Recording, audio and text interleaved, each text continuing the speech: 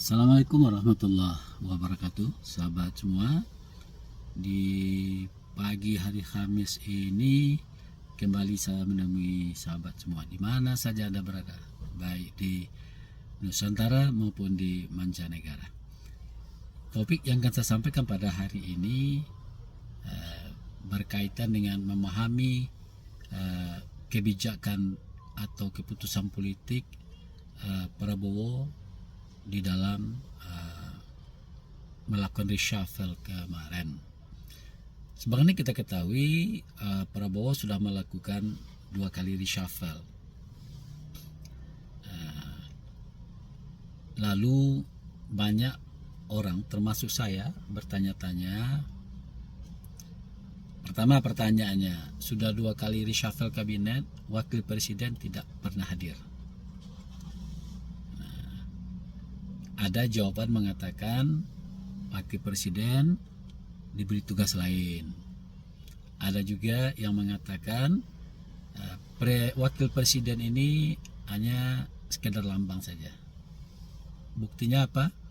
Keputusan sudah diambil sendiri oleh Prabowo, kemudian diberikan informasinya kepada Gibran.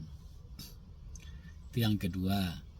Nah, yang ketiga, kalau kita perhatikan dari reshuffle kabinet kemarin itu adalah tercampaknya orang-orang dekat Jokowi, bahkan termasuk orang dekat Megawati. Nah, sahabat semuanya, yang keempat yang menjadi masalah dalam reshuffle kemarin itu adalah pengangkatan Kodari menjadi kepala kantor kepresidenan. Orang tahu Kodari adalah tukang survei yang selalu kontroversial hasil surveinya itu. Sahabat semua, di mana saja Anda berada, kembali kepada persoalan yang ingin saya sampaikan pada kesempatan ini adalah di balik pesan-pesan politik dari sebuah keputusan politik yang diambil Prabowo akhir-akhir ini, termasuk beliau terakhir pergi ke PBB lalu melakukan pidato di depan sidang umum PBB.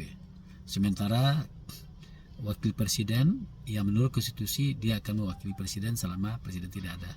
Tapi saya melihat tidak ada pernyataan untuk mendelegasikan kewenangan pemerintah presiden itu kepada wakil presiden. Nah, sahabat semuanya, saya melihat dari informasi yang berkembang akhir-akhir ini, setelah kasus ijazah Jokowi yang masih dipersoalkan oleh banyak orang keasliannya, dan konon kabarnya hampir 90% ijazah Jokowi tidak asli, alias ijazah apalah namanya, tidak tahulah.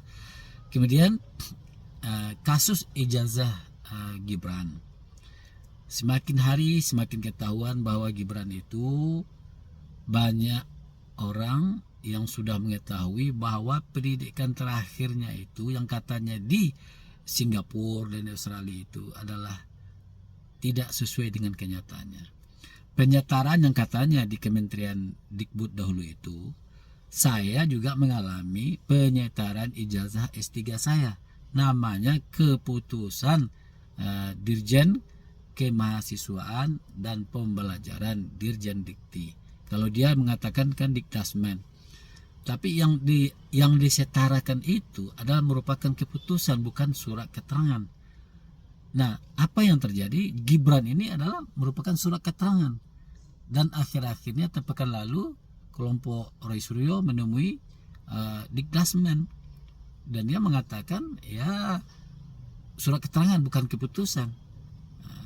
Kemudian selanjutnya ada salah seorang dosen IPB mengatakan, dan juga Said Didu mengatakan, yang di Singapura adalah semacam bimbel, bukan pendidikan setara SMA. Banyak keanehan-keanehan. Dia katanya S1 gitu ya di Australia. Nah, jadi aneh-aneh saja. Nah, persoalan ini semakin ruwet, semakin panik kita melihatnya. KPU dalam laman atau dalam webnya, yang pertama pendidikan terakhir si Gibran ini di kolom pendidikan terakhir juga pendidikan terakhir. Kemudian setelah banyak masyarakat ribut, berubah pada bulan September, kalau tidak salah 15 September ya, pendidikan terakhir Gibran itu adalah S1. Ini aneh-aneh saja. Nah, apa kesimpulan saya sahabat semua? Pak Prabowo ini mungkin sekarang dihadapkan kepada dua pilihan yang dilematis ya.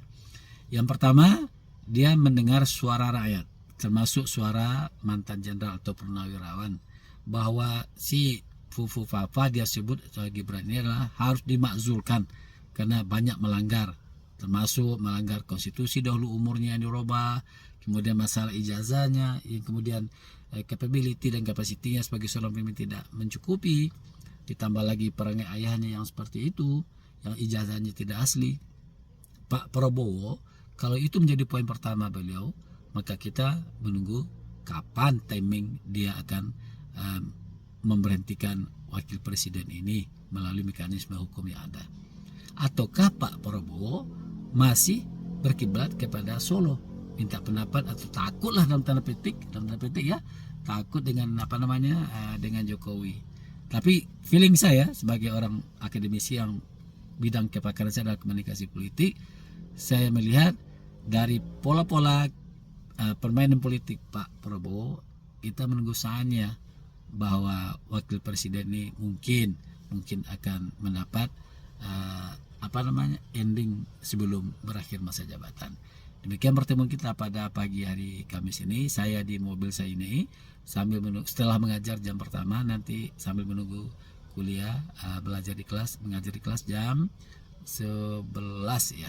Jadi saya rehat sajalah, tidak kemana-mana. Assalamualaikum warahmatullahi wabarakatuh.